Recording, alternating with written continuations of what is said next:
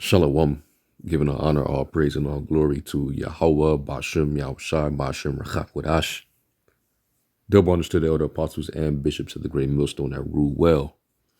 Peace, blessings, and salutations unto the full tabernacle of David scattered abroad across the four winds of the earth. And just a quick response to the video that the elder apostle Tahar did in response to this reprobate. He calls himself Prince of Power, which is a play on the word Jacob. Actually, the word Israel, because the word Jacob is Yahweh, which means to plant, and Yasharala means he, Prince of God, or he's the Prince of the Power. But he's more like Prince of the Power of the air, which is you could find that in Ephesians, the 2nd chapter, the 2nd verse. You can go to that verse and figure out who the Prince of the Power of the air is. That's the spirit that he's coming in, okay? Because he's only here to, cause confusion. And if you're not of the elect, you'll be fully persuaded by this guy. All right, he's definitely not a man of the Most High, and he's not of the elect. So now we then went from the whole hell thing, and now he's going to the reincarnation thing. So he believes in hell, and he doesn't believe in reincarnation. So he might as well just be a Christian, because the Christians, they believe exactly what this guy believed. They believe that the nations can make it. They believe in eternal hell, and they also don't believe in reincarnation, even though there is evidence to support the concept of reincarnation, especially if you understand the meaning of it and the process of reincarnation. But before I even get into that, let me just play some of this clip here so you can hear this reprobate. The hell doctrine. We're dealing with the hell doctrine, and some of the reincarnation. The reincarnation came up a lot. A lot of people feel strongly about the reincarnation, and that we just keep coming back. I do hope y'all understand it. This is Buddhism. We might have to pull that up and look at it. But I remember doing a video about brothers who kind of believe the same thing, and showed that this was really Buddhism. Are really into Buddhism. But today. And that's actually if I'm not mistaken, it's actually a concept in Hinduism, if I'm not mistaken. Let me do this real quick.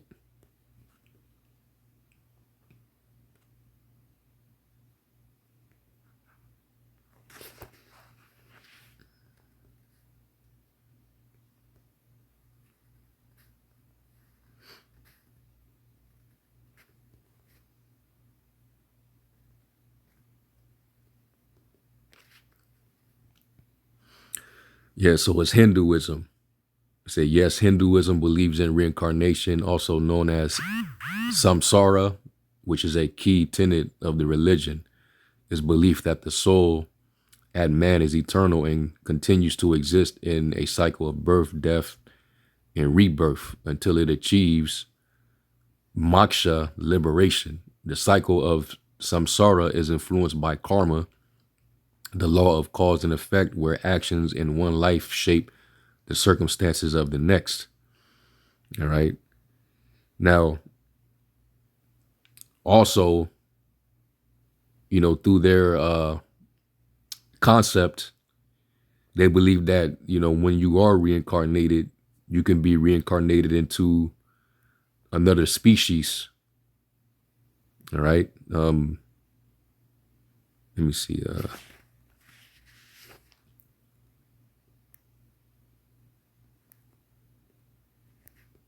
Let me type this up. Yeah, it says, yes, Hindus believe that souls can reincarnate into animals as well as humans, gods and other beings. All right. And this right here is where it takes a heathenistic turn. All right. In concept, we know that this right here wouldn't be supported by the Bible at all. Because, the spirit of man, when you break it down, matter of fact, King Solomon broke it down to show you that, the spirits of man and the spirit of beast are two separate spirits. Ecclesiastes 3 and verse 20, it says, all go into one place, all are of the dust, and all turn to dust again. Who knoweth the spirit of man that goeth upward? And where's the spiritual world? Where's the heaven of heavens at? It's upward. All right. When the Lord talked to that malefactor on his right, and he asked for the Lord to remember him. He said, "This day you be with me in paradise." Where's paradise? Paul, he described paradise as being in the third heaven. All right. So that's where all the spirits of humans go upward. All right. To paradise, to the third heaven. It says, and the spirit of the beast that goeth downward to the earth. All right. So the spirit of man and spirit of beast go two separate ways. So clearly there's a difference. All right. So, so this is where we differ. All right. So it's not actually the same. They believe in reincarnation, and the Bible also teaches the concept of reincarnation, but there's a difference. All right.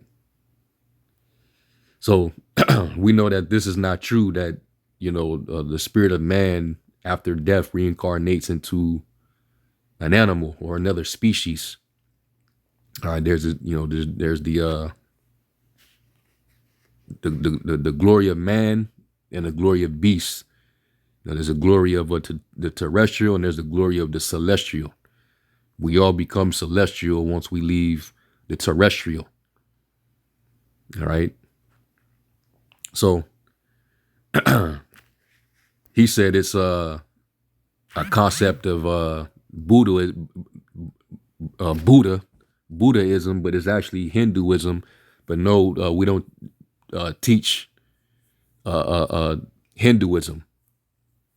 All right, that comes from a whole different belief, and they serve a whole it comes with a whole nother god, which is really an idol.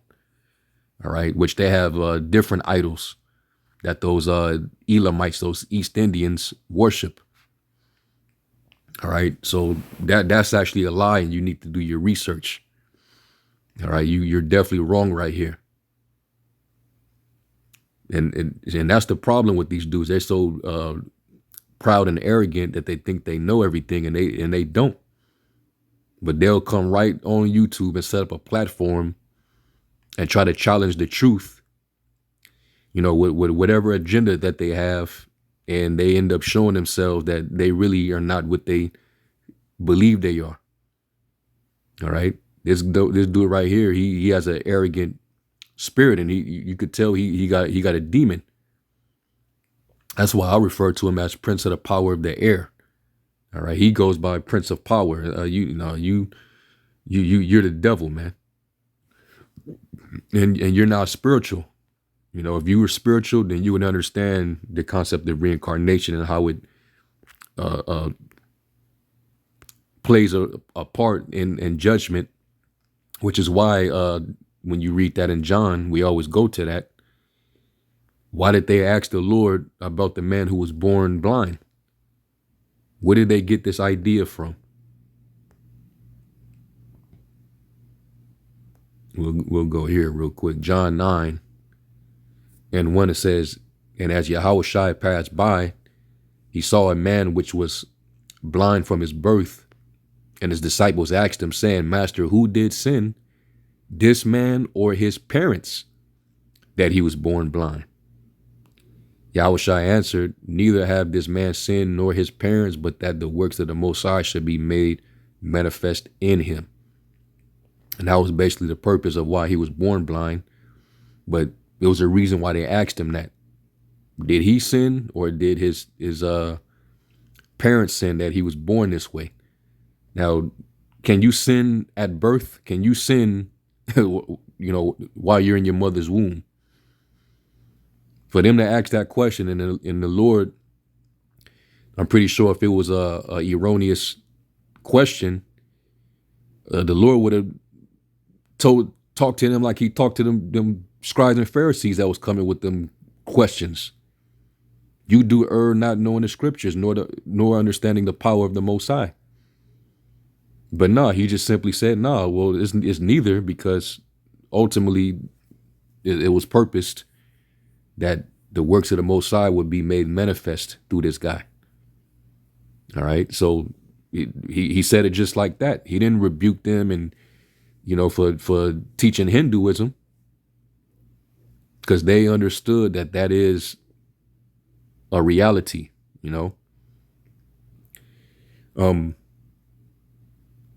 let's go into the law real quick, because the law also tells you that a son basically is not to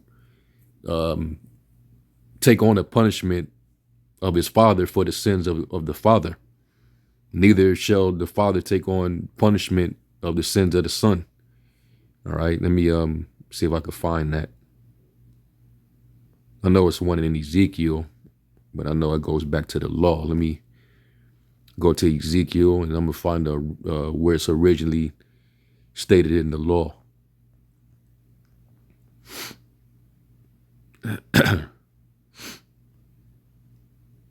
Yeah, Ezekiel 18:20, it says, the soul that sinneth, it shall die. The son shall not bear the iniquity of the father, neither shall the father bear the iniquity of the son. The righteous of the righteous shall be upon him, and the wicked of the wicked shall be upon him. And this is taken from, you go to cross-reference.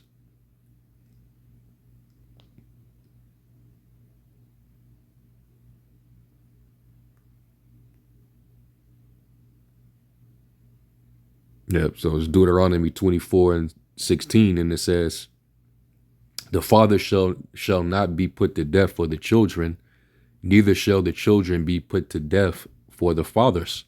Every man shall be put to death for his own sin. All right, so that means that you don't escape sin. So if you didn't pay for it in that particular life, you will come back. And it tells us in the law that every third or fourth generation is when he visits you on your iniquity.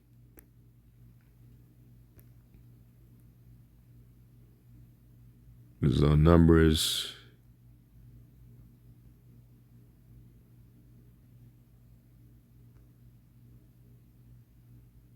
Let me see. What was it? 14.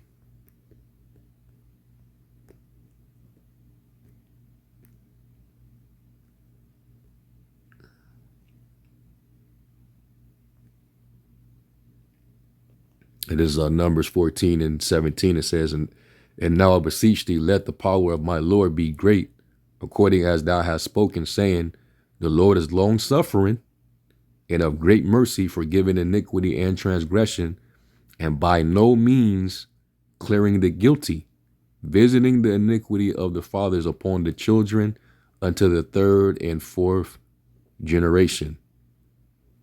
You break that down, Prince of the Power of the Air. What do you think that means?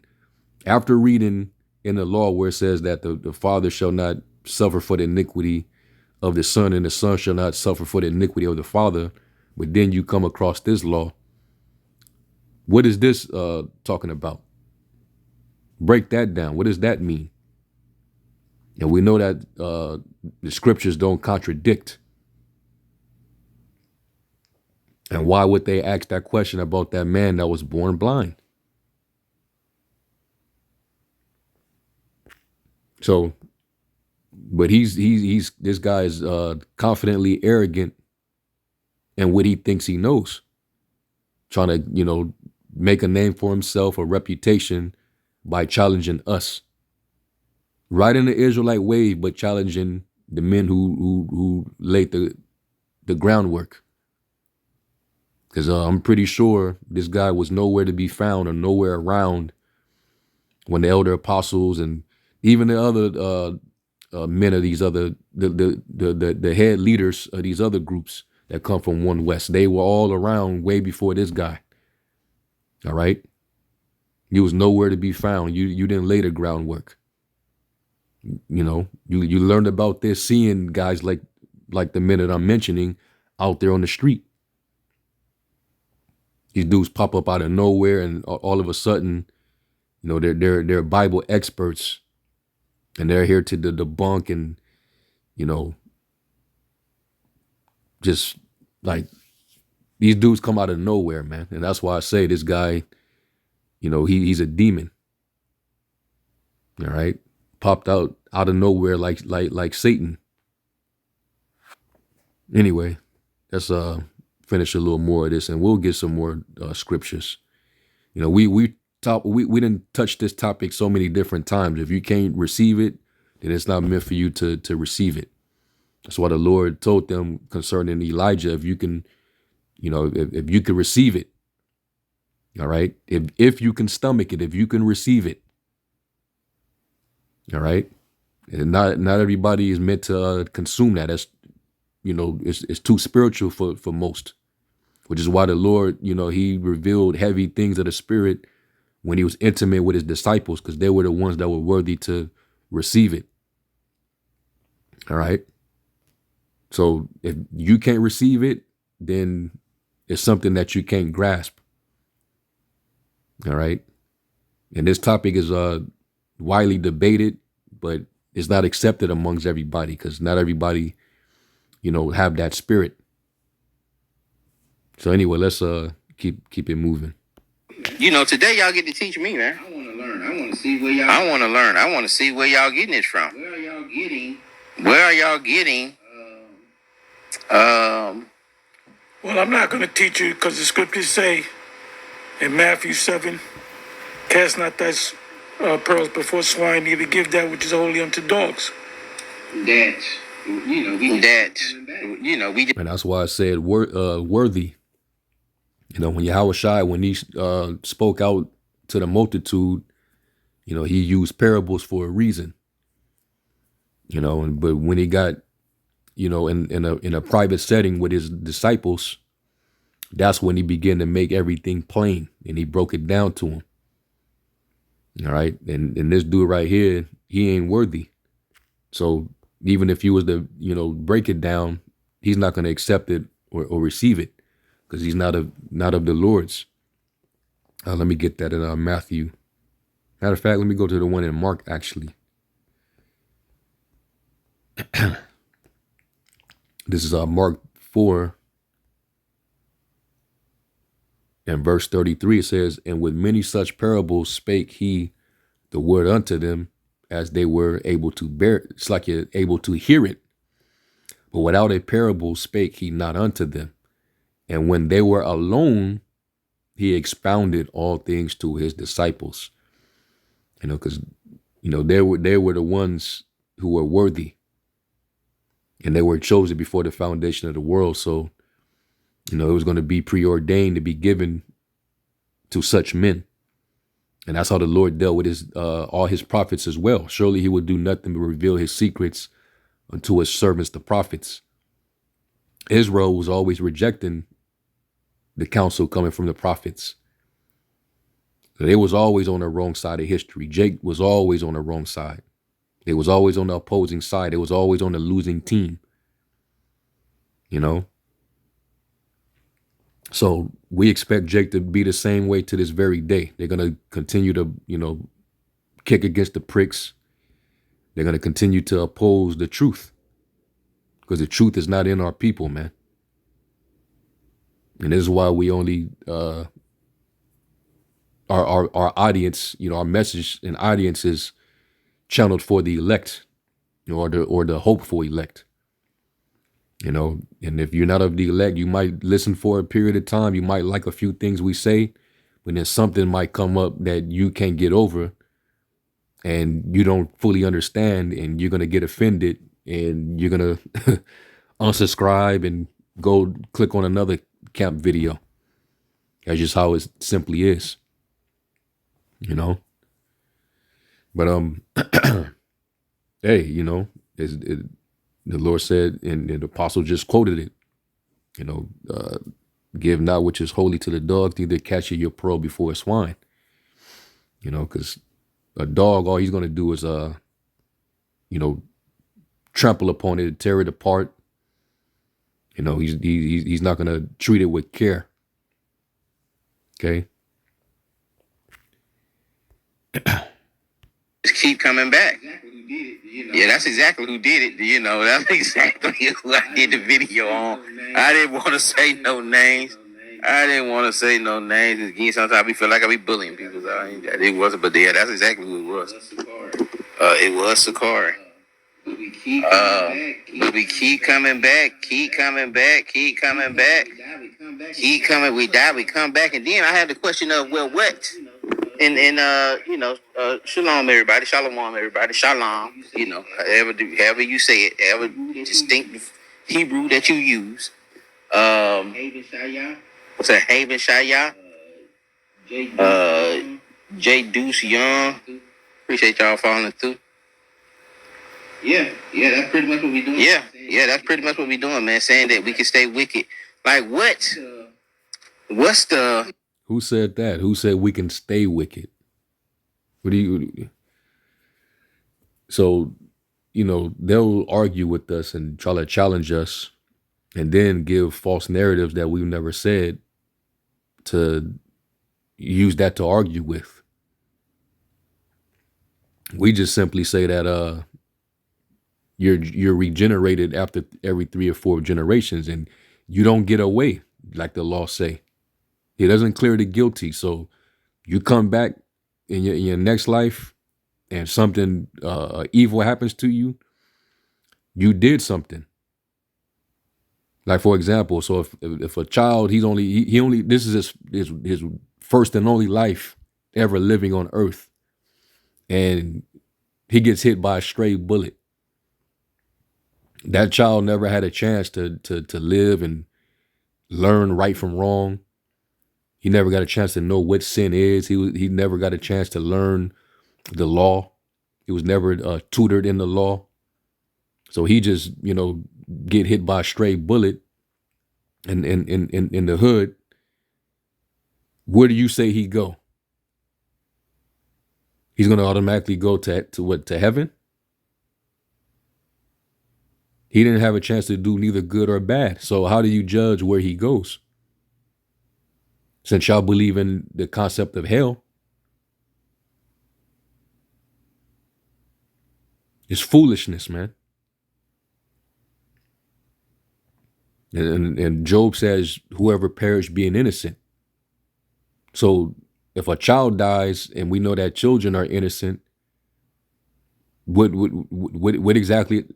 We know the Most High, he doesn't make mistakes when it comes to judgment. The Most High, he does not sin. He doesn't do wrong in judgment or any of that matter. He rewards everybody according to their works.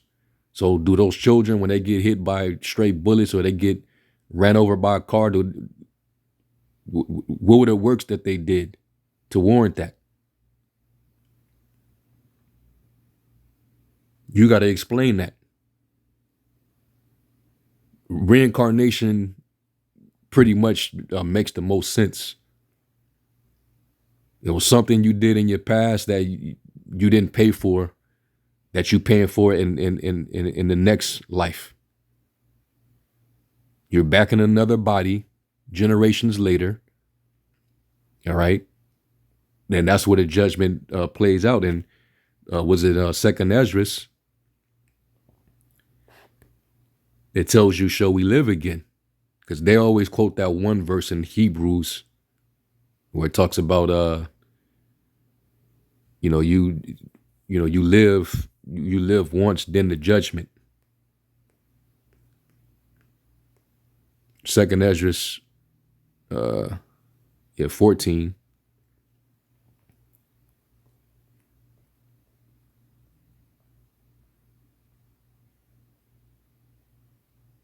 Yeah, Second Ezra 14 and 34, and it says, therefore, if so be that you will subdue your own understanding and reform your hearts, ye shall be kept alive, and after death you shall obtain mercy. For after death shall the judgment come, when we shall live again. And then shall the names of the righteous be manifest, and the works of the ungodly shall be declared. All right. And the place of judgment is right under the sun. That's where it plays out at. Okay. So you do come back. Why does it say in Revelation 1, when the Lord comes back in the cloud, it says every eye shall see him, and they also which pierced him? The Lord went through his crucifixion nearly 2,000 years ago. So how would the men that pierced him, how would they be back to watch him come back in the cloud? You know, unless you're one of those ones who believe that everything was fulfilled by 70 AD. You think the Lord already came back and the resurrection already happened. No, that means that those men that did that back then, they're going to be back today. Everybody is going to be back in these last days before the Lord returns to receive their judgment.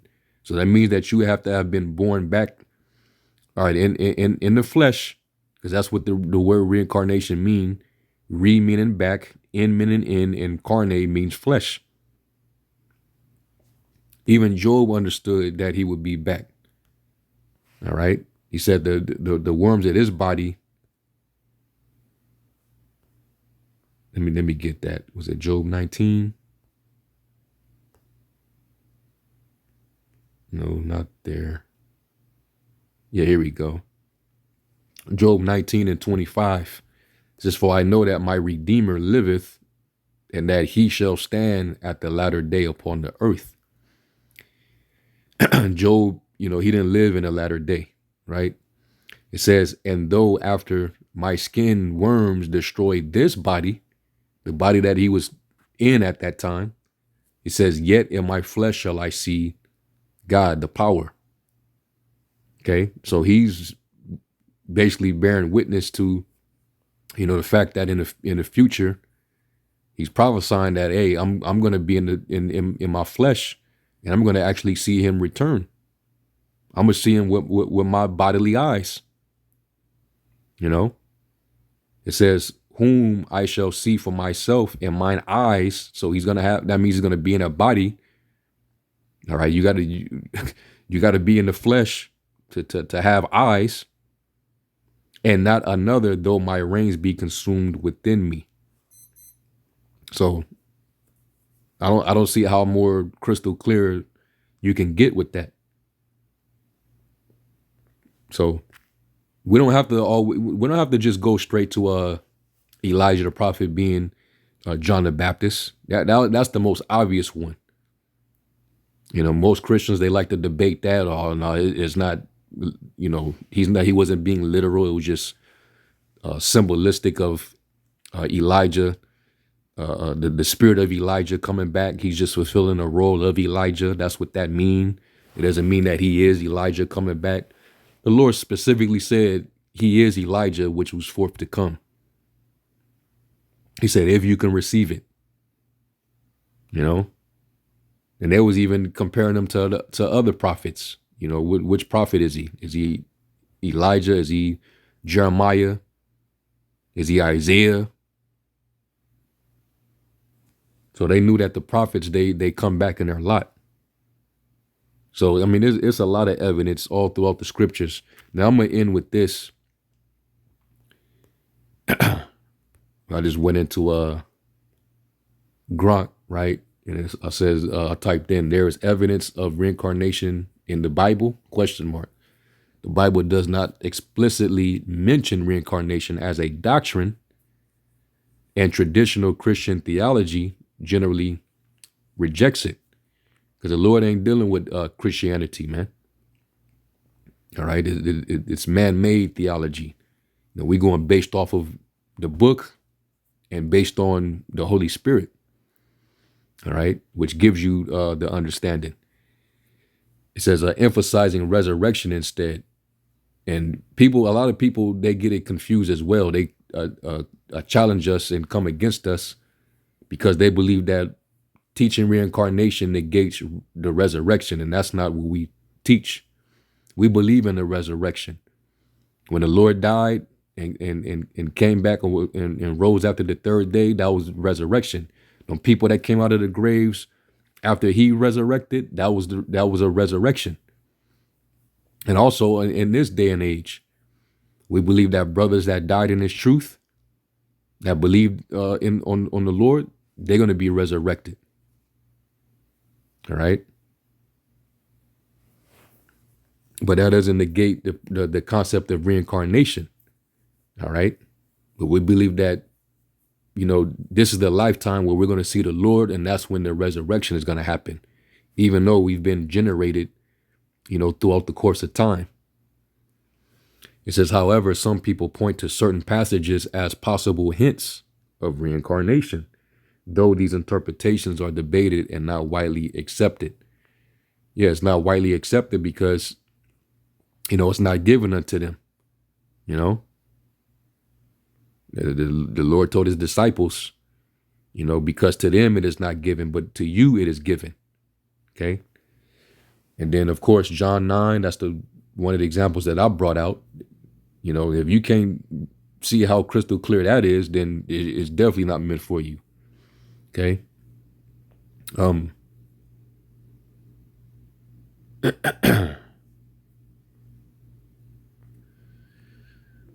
It says Matthew 11, dealing with John the Baptist. If you are willing to accept it, he is Elijah who was to come.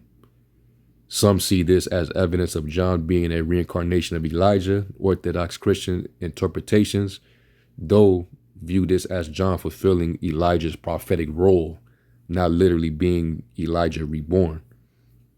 And I always say, because people can debate that, but if he was just coming to fulfill his role, why was there certain subtle hints in the scriptures when you read about John that clearly emulates the character and the soul of Elijah?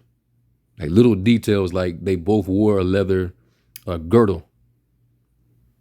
Where would John have gotten that concept from? Did he read in the scriptures about Elijah and was like, you know what, I'm inspired. Let me put on a golden girdle because Elijah wore a leather girdle.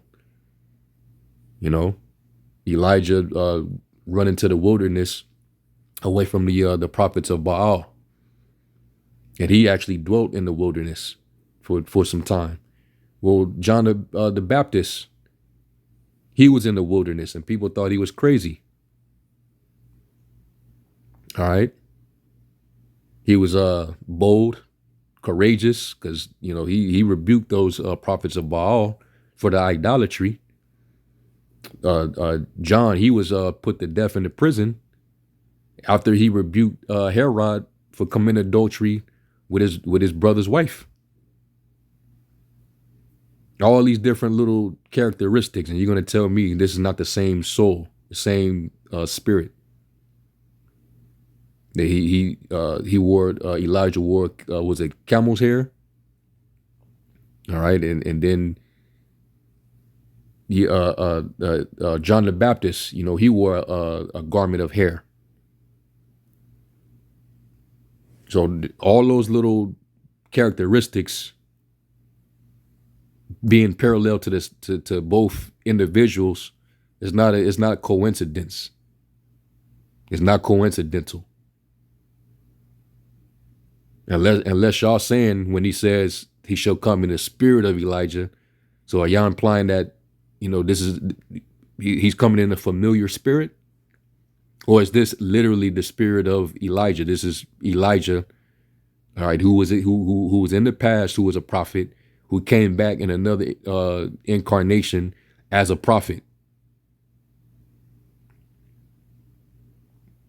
And then they bring out Melchizedek, all right, which that's, people like to debate that too.